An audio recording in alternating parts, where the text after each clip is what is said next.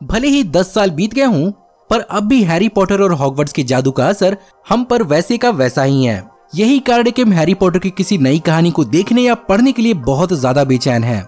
जहां पर इसकी कहानी डेथली हॉलोज के बाद Harry Potter and the cursed child के रूप में आगे बढ़ा दी गई है और साथ ही साथ इसके ऊपर स्टेज प्ले भी आ चुका है, तो दिमाग में यहाँ पर सीधा सा सवाल उठता है कि आखिर अब तक इस पर मूवी क्यों नहीं आई, या फिर हैरी पॉटर से जुड़ी हुई कहानी को किसी भी तरह से आगे क्यों नहीं बढ़ाया जा रहा है, और क्यों हैरी पॉटर के मैजिक को रिक्रिएट करना इतना ज्यादा मुश्किल है। इसके अलावा क्या कभी हैरी पॉटर पर कोई और मूवी आएगी? इन सब चीजों के बारे में आज की इस वीडियो में हम चर्चा करने वाले हैं। जहां पर इस वीडियो को बनाने का इंस्पिरेशन मुझे 2 तरह के कमेंट से मिला। जहां पर पहला, शाइनिंग 60 टेक ने हमसे हैरी पॉटर की कहानी के ऊपर वीडियो बनाने को सजेस्ट किया था, जिसके नीचे कई लोगों ने कमेंट करके अग्री भी किया था। वहीं पर दूसरी तरफ कई सारे लोग Harry Potter and the cursed child पर वीडियो बनाने की बात कर रहे थे, तो मैंने सोचा क्यों न दोनों चीजों को एक साथ मिला दिया जाए, जहां पर आप सबको आपके सवालों का जवाब मिल जाए। तो चलिए देर किस बात की। हे गाइस, मेरा नाम है पंकज सागर और आपका स्वागत है गेमों को हिंदी के एक और फ्रेश वीडियो में। Now without wasting any more time, let's get started. शायद आपको ना मालूम हो, पर हैरी पॉटर का इम्पैक्ट फैंस पर आपकी सोच से भी गहरा रहा है।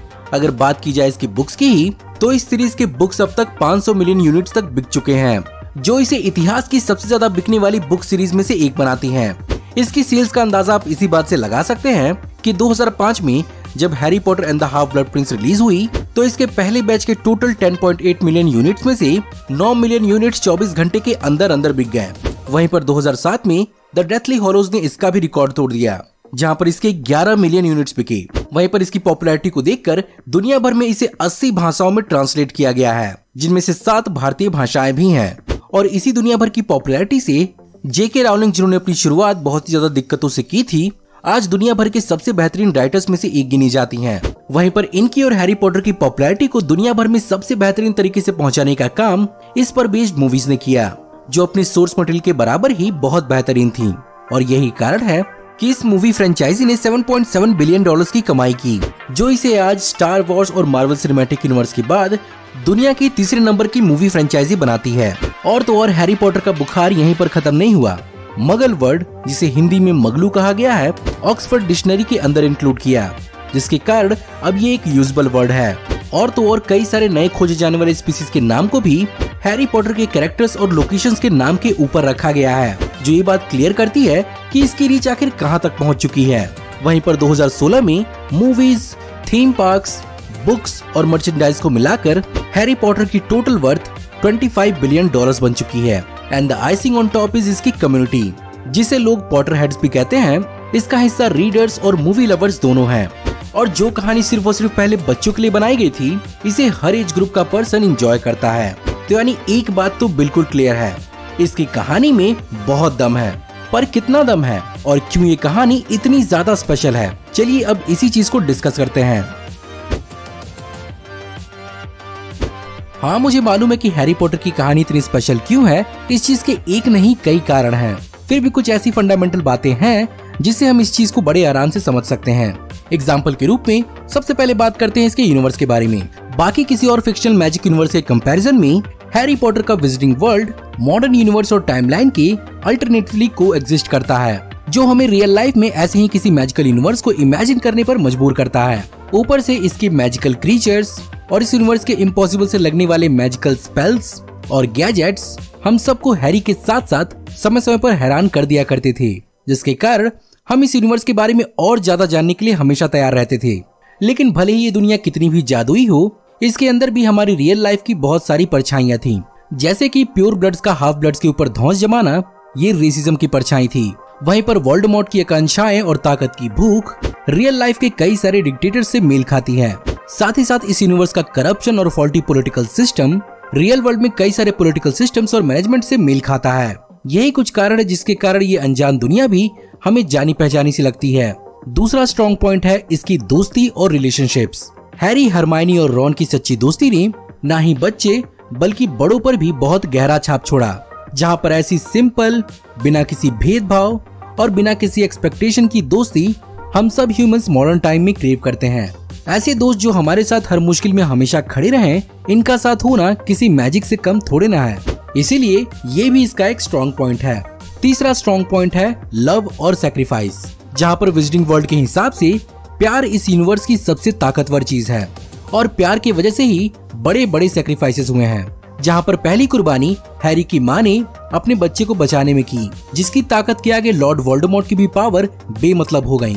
वहीं पर आगे जाकर डम्बलडोर, डॉबी और सिवरस स्नेप की खलने वाली कुर्बानियां अल्टीमेटली हैरी के लिए ही थी, जो कारण बना वोल्डेमॉर्ट की हार का। और इस इमोशन को बहुत गहराई से हम सब ने भी फील किया। वहीं पर इसका चौथा स्ट्रॉन्ग पॉइंट है इसका मेन हीरो यानी हैरी पॉटर, जो खुद को ढूंढने और अपनी पावर्स को एम्ब्रेस करने की क्वेस्ट पे निकला होता है। जहां उसकी शुरुआत इस तरह से हुई थी कि हैरी के साथ साथ ऑडियंस ने भी इस बात को इमेजिन नहीं किया होगा कि वो कभी वोल्डेमॉर्ट को भी हरा पाएगा। हैरी की जर्नी इतनी बेहतरीन इसलिए थी क्योंकि हैरी के साथ साथ विजिटिंग वर्ल्ड का एक्सपीरियंस हम ऑडियंस को भी मिलता है और हम उसी के साथ इस विजिटिंग वर्ल्ड में ग्रो भी करते हैं। साथ ही साथ उसकी लाइफ की जर्नी, अनसर्टेनिटीज और मिसस्टेप्स हमें अपनी लाइफ की भी झलक दिखाते हैं, जहाँ पर हैरी की तरह ही हमें भी कई सारे मेंटर्स और कई सारे विलन्स भी मिलते हैं। इसीलिए चाहे कोई किसी भी उम्र का हो, हैरी उसके लिए बहुत ही ज्यादा रिलेटेबल होता है। वहीं पर अगला और लास्ट स्ट्रॉन्ग पॉइंट है इसका मेन विलन। वैसे भी जब तक एक सॉलिड विलन ना हो तब तक हीरो साबित नहीं होता। वोल्डेमॉर्ट एक ऐसा ताकतवर विलन था जिसके एब्सेंस में भी उसके खौफ से उसका लोग नाम लेने से डरते थे।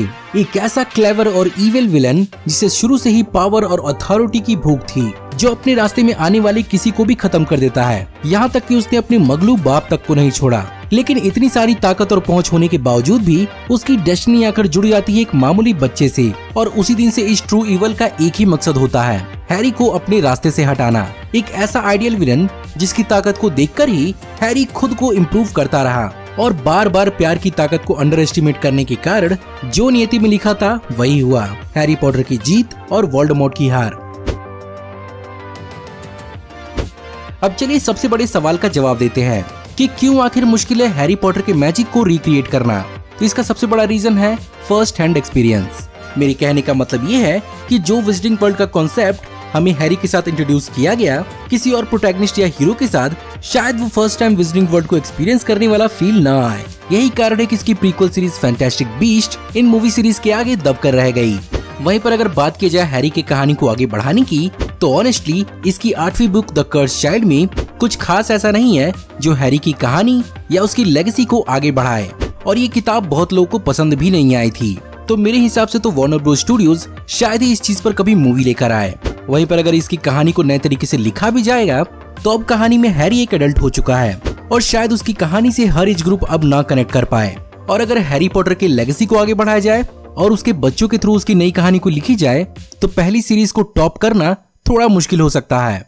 इसके ऊपर से इस सीरीज से जुड़े हुए सारे के सारे एक्टर्स भी ये बात मानते हैं कि हैरी पॉटर की कहानी अब कंप्लीट हो चुकी है और इसे आगे बढ़ाने की कोई भी जरूरत नहीं है।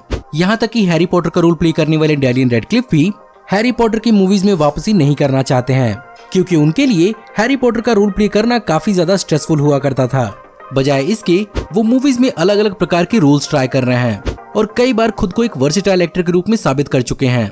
वहीं पर कई बार स्पेकुलेशन इस बात के उठे कि कर्स्ड चाइल्ड पर मूवी बन सकती है, पर बार बार वार्नर ब्रोस स्टूडियोज ने इस बात को डिनाई कर दिया, जहां पर उनके हिसाब से जब तक जेके राउलिंग कोई डिसीजन नहीं लेंगी तब तक हैरी पॉटर की फ्रेंचाइजी जहां है और जितनी है उतनी ही रहेगी। तो यहाँ पर सीधी सी बात है गाइज, सैडली हैरी पॉटर पर कोई और मूवी नहीं आ रही है। एटलीस्ट तब तक तो नहीं आएगी जब तक फैंटास्टिक बीस्ट के 5 मूवीज बन न जाएं, और इस चीज में साल 2030 तक का भी समय लग सकता है। और मेरे हिसाब से इतने समय बाद कहानी को आगे बढ़ाने की बजाय कहानी को रीबूट करना ही ठीक होगा। पर फिर भी ये क्या हैरी पॉटर जितनी सक्सेसफुल होगी इसकी कोई गारंटी नहीं है। तो गाइज ये थी एक स्पेशल वीडियो हैरी पॉटर और उसके फ्यूचर के बारे में। अगर मैं अपनी बात कहूँ तो मुझे भी लगता है कि हैरी पॉटर की अब कहानी कंप्लीट हो चुकी है और इस कहानी को भी ऐसे ही रहने देना चाहिए। मगर फिर भी अब ये पूरी तरह से डिपेंड करता है कि जेके राउलिंग और वार्नर ब्रोस क्या चाहते हैं। अगर वो चाहेंगे तो इसकी कहानी आगे बढ़ भी सकती है, और नहीं तो ये कहानी रिबूट ही हो सकती है। कुछ भी हो, आगे देखते हैं क्या होता है।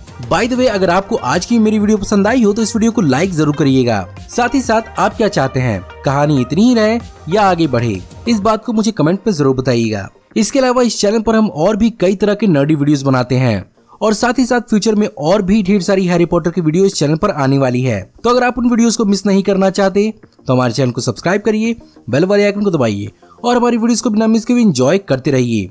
साथ ही साथ हमारे इस वीडियो की लिंक को अपने दोस्तों और ग्रुप्स के बीच में जितना हो सके उतना शेयर करें। Thank you for watching. See you in the next video. Till then take care. Good bye.